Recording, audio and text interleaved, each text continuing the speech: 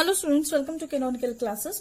और आज के इस लेक्चर के अंदर we are going to study zero order kinetics, या फिर हम इसको दूसरी तरीके से बोले तो जीरो ऑर्डर रिएक्शन। ठीक है, जीरो ऑर्डर रिएक्शन का मतलब क्या होगा? ऐसी रिएक्शन, एक आपके पास ऐसी रिएक्शन है जिसका ऑर्डर क्या हो गया, order is equal to zero. मतलब एक ऐसी रिएक्शन है जिसका ऑर्डर आप क्या लेके चलोगे, जीरो लेके चलोगे, जीरो मान के चलोगे। ठीक है, सपोज हमारे पास कोई रिएक्शन है, ए से बना B, A is your reactant and B is your product, right? ठीक है, तो अब देखिए at time is equal to zero time के ऊपर A के ऊपर जो कंसंट्रेशन होगी उसको हम C नॉट मान लेते हैं। मतलब A की जो कंसंट्रेशन है, कहने का मतलब है अभी रिएक्शन स्टार्ट नहीं हुआ है, बस हम उसको स्टार्ट करने जा रहे हैं। ठीक है, तो वो स्टार्ट होने से पहले जो आपका रिएक्टेंट है, दैट रिएक्टेंट इज कंप्लीट। मतलब रिएक्टेंट की कंसंट्रेशन ज्यादा है और फुली फॉर्म है। ठीक है, क्योंकि अभी प्रोडक्ट तो बना ही नहीं, तो रिएक्टेंट पूरा है। और क्योंकि रिएक्टेंट पूरा है तो प्रोडक्ट, इसका मतलब क्या हो गया आपके पास? जीरो, क्योंकि प्रोडक्ट तो अभी तक बना ही नहीं। ठीक है, तो एट टाइम जीरो ए की कंसंट्रेशन हम मान लेते हैं सी नॉट, और बी पे क्या हो जाएगी? जीरो। अब वहीं पे मैं ले लेती हूँ at time is equal to T time के ऊपर जो इसकी कंसंट्रेशन है वो चेंज हो जाती है सीटी के अंदर। किसमें चेंज हो रही है? सीटी। और अब हम मान लेते हैं कि हमारे पास जो प्रोडक्ट बनाया दैट इज बीटी। ठीक है, बीटी क्या बन गया? आपका प्रोडक्ट बन गया। तो अगर हम बात करें इसकी, तो यहां पर जो ये रिएक्टेंट है, रिएक्टेंट क्या हो रहा है? डिक्रीज हो रहा है ना? Reactant is decreasing, reactant is decreasing, reactant decrease हो रहा है। और यहां पर जो बन रहा है प्रोडक्ट, प्रोडक्ट जो है, product is increasing.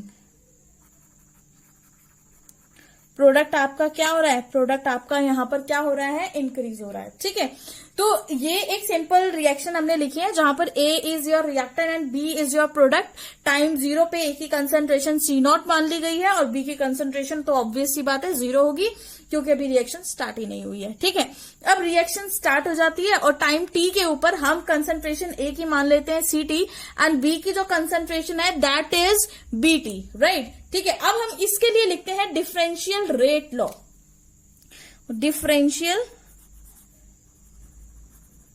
Differential rate law. अब हम लिखेंगे यहां पे differential rate law. Differential rate law को कैसे लिखा जाता है? देखिए, जहां पे रेट जो होगा, rate is equal to minus DC upon DT। यही पढ़ा था हमने। ठीक है, हम किसके इक्वल लिखेंगे? माइनस DC अपॉन DT, जहां पे C is your concentration of the reactant. क्योंकि हम यहाँ पे नेगेटिव साइन शो कर रहे हैं, यहाँ पे नेगेटिव साइन क्या देखने को मिल रहा है कि आपका जो रेट है वो कभी भी नेगेटिव नहीं हो सकता। ठीक है, नेगेटिव साइन हम हमेशा इसीलिए लगाते हैं कि रेट कभी नेगेटिव नहीं हो सकता। अगर वैल्यू इस पूरे कंटेंट की नेगेटिव आ रही है तो वो नेगेटिव मल्टीप्लाई करके क्या हो जाएगा? पॉजिटिव हो जाएगा, राइट? तो इसलिए हम यहाँ पे नेगेटिव साइन लगाते हैं और इससे हमें पता लगा कि हमने कंसंट्रेशन किसकी लिखी?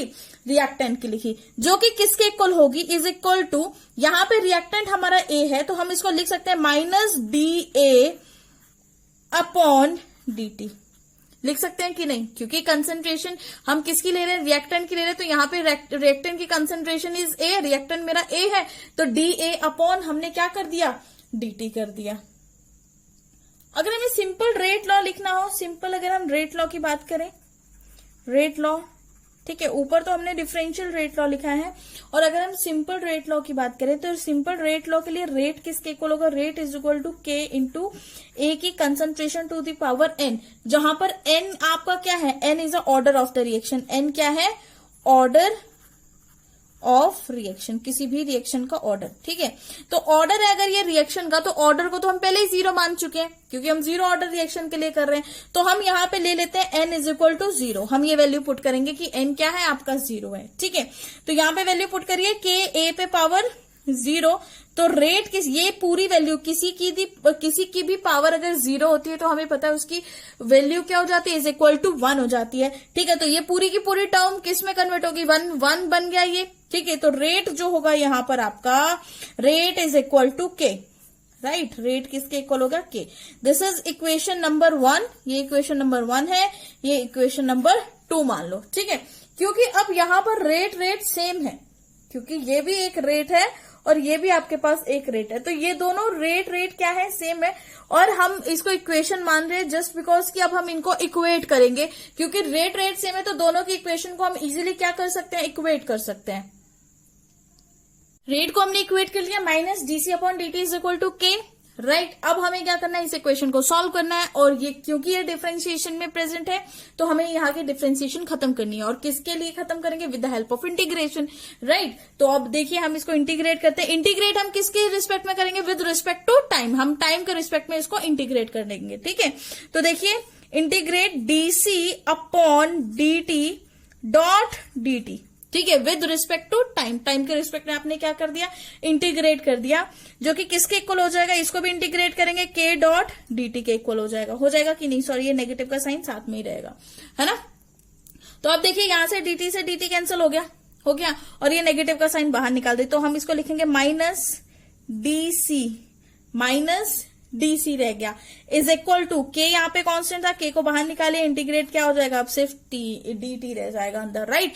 तो अब क्योंकि यहाँ पे कंसंट्रेशन है तो कंसंट्रेशन की लिमिट लगा देते हैं और सॉल्व करने के लिए इसको अच्छे से, ठीक है। तो कंसंट्रेशन की लिमिट क्या थी, initial concentration to final concentration, C0 से CT पहुंच गया वो, ठीक है। वहीं पर 0 से ये कहां पहुंच गया, T पर पहुंच गया, राइट। तो ये क्या हो गया आपका, सिंपली dt आ गया है, ठीक है। अब देखिए अब इसको सॉल्व करते हैं आगे। अब हमारे पास क्या नेक्स्ट हमें पता, जब लिमिट्स लगाने के बाद नेक्स्ट हम क्या करते हैं, अपर लिमिट माइनस लोअर लिमिट, लेकिन उसको पहले लिखेंगे कैसे, माइनस ब्रैकेट में लिखाएंगे आप C कंसंट्रेशन, और वो कंसंट्रेशन कहां से, मतलब डिफरेंशिएशन को हम इसमें चेंज कर रहे हैं, ठीक है।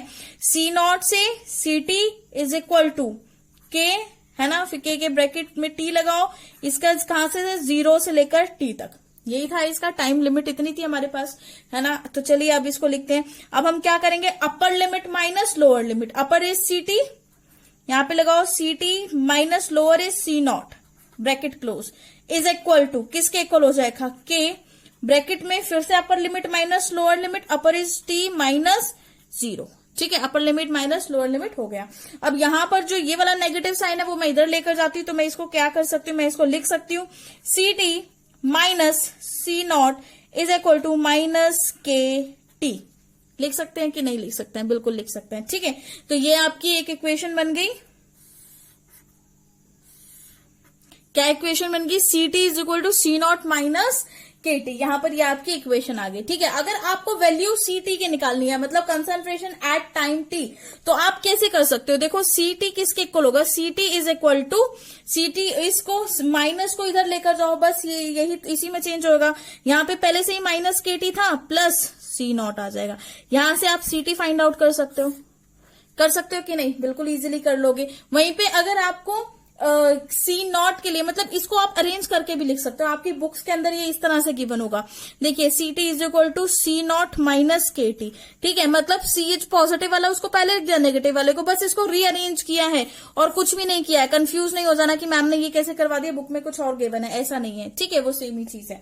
अब इसी चीज को, ये जो चीज हमने फाइंड आउट करी है, इसको बोला जाता है integrated rate law for zero order reaction.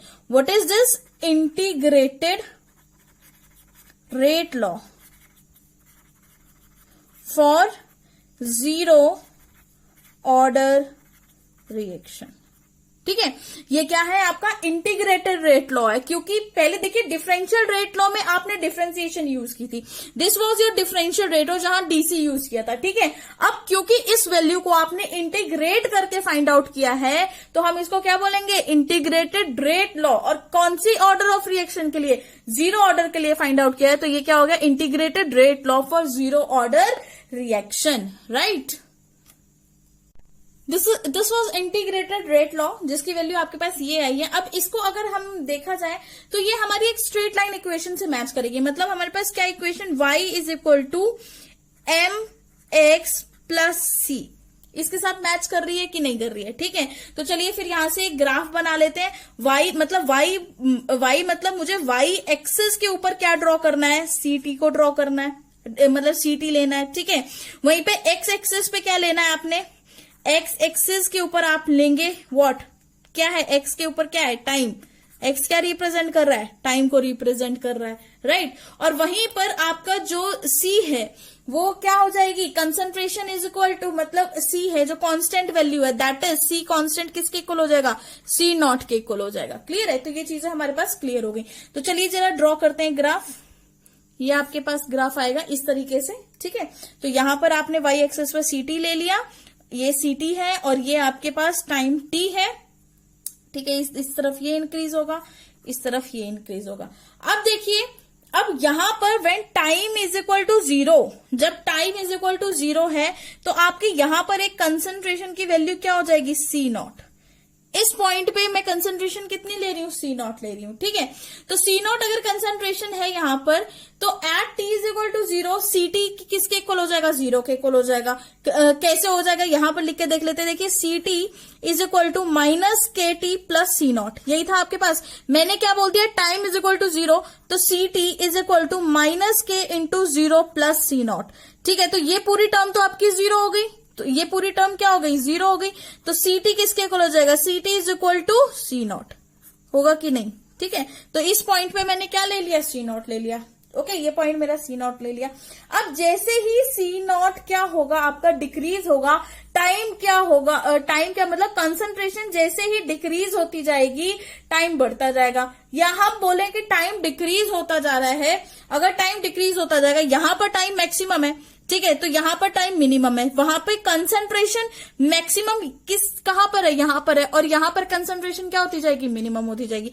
तो जैसे ही आपका टाइम बढ़ता जाएगा, टाइम के साथ टाइम बढ़ता जा रहा है, कंसंट्रेशन क्या होती जा रही है, मिनिमम। तो ये आपका एक नेगेटिव स्लोप आपको देखने को मिला है। और यहां पर जो ये स्लोप आया है, स्लोप किसके इक्वल होगा, इज इक्वल टू माइनस के, ठीक है। एम इज योर स्लोप, जो कि किसके इक्वल है, माइनस के इक्वल है।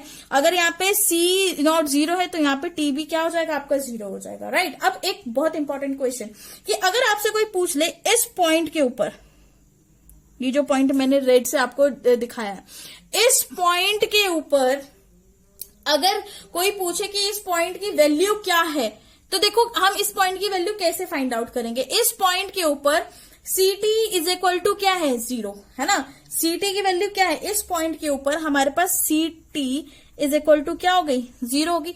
और अगर यहां पर सी टी 0 हो जाती है, सी टी हमारी क्या हो जाती है, 0 हो जाती है, तो हम कैसे वैल्यू पुट करेंगे। देखो हमारे पास क्या इक्वेशन है, C T is equal to minus K T plus C naught, यही है, ठीक है। इसको 0 पुट करो, is equal to minus K T plus C naught, ये होगा कि नहीं, बिल्कुल होगा। इसको इधर लेकर जाएंगे तो ये क्या हो जाएगा, नेगेटिव में चेंज हो जाएगी, minus C naught is equal to minus K T, cancel करो इसको, ठीक है। हमें फाइंड आउट क्या करना है, टी फाइंड आउट करना है, तो टी इधर रखो, के को इसके नीचे लेकर जाओ, तो टी क्या हो जाएगा, T is equal to C naught upon K. यहां पर आपका टाइम की जो वैल्यू आ रही है वो क्या आ रही है, सी नॉट अपॉन के।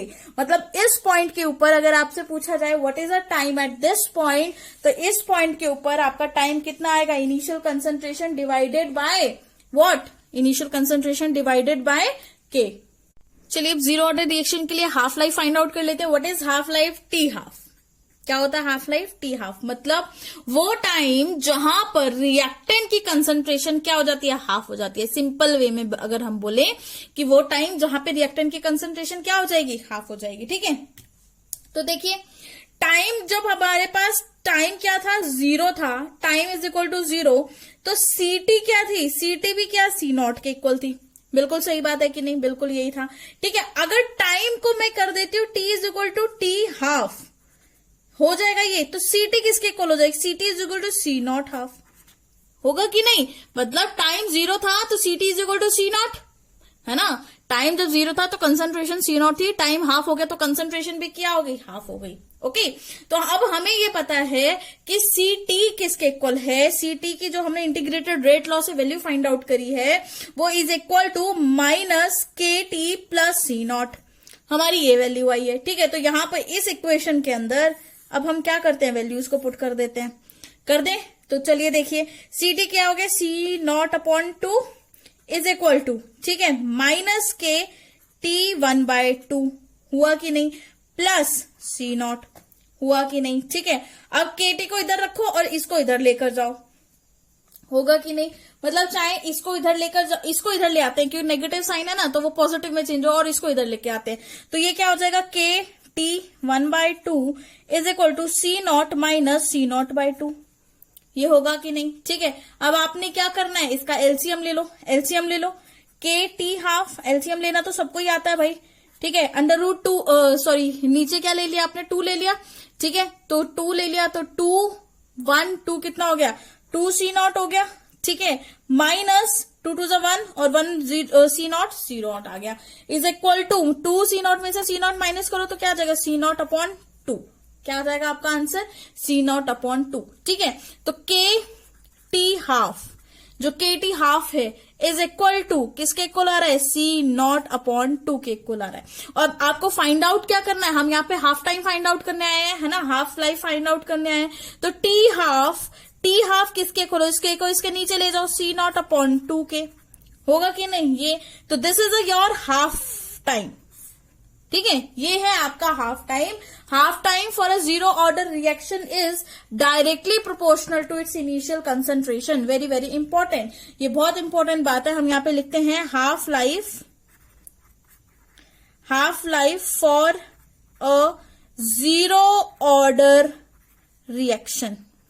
ठीक है, एक जीरो ऑर्डर रिएक्शन के लिए half life is directly proportional to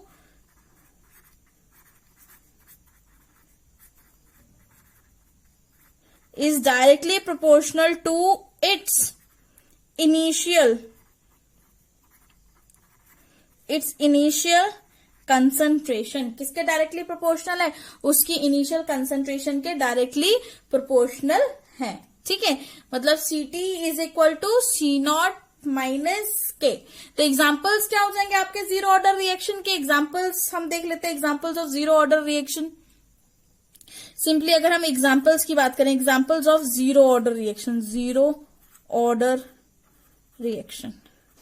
ठीक है, जीरो ऑर्डर रिएक्शन के क्या क्या एग्जाम्पल्स होते हैं। सबसे फर्स्ट, कोई भी रिएक्शन फोटोकेमिकल रिएक्शन है। फॉर एग्जाम्पल कोई भी फोटोकेमिकल रिएक्शन है, जैसे कि सपोज हम रिएक्शन क्या देखते थे, CH4 प्लस Cl2 देते थे। ठीक है, और यहाँ पे लिख देते हैं HNu। ये HNu क्या है, लाइट ही तो है। जो प्रोडक्ट क्या बनाता है, CH3Cl प्लस HCl, यही बनाता था प्रोडक्ट। ठीक है, तो ये रिएक्शन में यहाँ पे लाइट यूज होगी। तो ऐसी कोई भी रिएक्शन जहां पे लाइट का यूज हो रहा है वो क्या हो जाएगी, आपकी जीरो ऑर्डर रिएक्शन हो जाएगी। ठीक है, सेकंड एग्जांपल अगर हम देखें, ये फर्स्ट एग्जांपल हो गया, ये सेकंड एग्जांपल अगर हम देखें, कोई भी ऐसी रिएक्शन जिसमें कैटलिस्ट का यूज हो रहा है। ठीक है, ऑल कैटलाइज्ड रिएक्शंस, जितनी भी कैटलाइज्ड रिएक्शंस होते हैं जहां पर कैटलिस्ट का यूज हो रहा है, वो सभी रिएक्शन क्या होंगी आपकी, जीरो ऑर्डर रिएक्शंस। बहुत शॉर्टकट तरीका है। ठीक है, जीरो ऑर्डर रिएक्शंस को पहचानने का सबसे पहले देखो कि क्या वहां पे लाइट यूज हो रही है या फिर कैटलिस्ट यूज हो रहा होगा। अगर ये दोनों चीजें प्रेजेंट है तो वो रिएक्शंस क्या होंगी आपकी, वो रिएक्शन आपकी जीरो ऑर्डर रिएक्शन होगी ही होगी। ठीक है।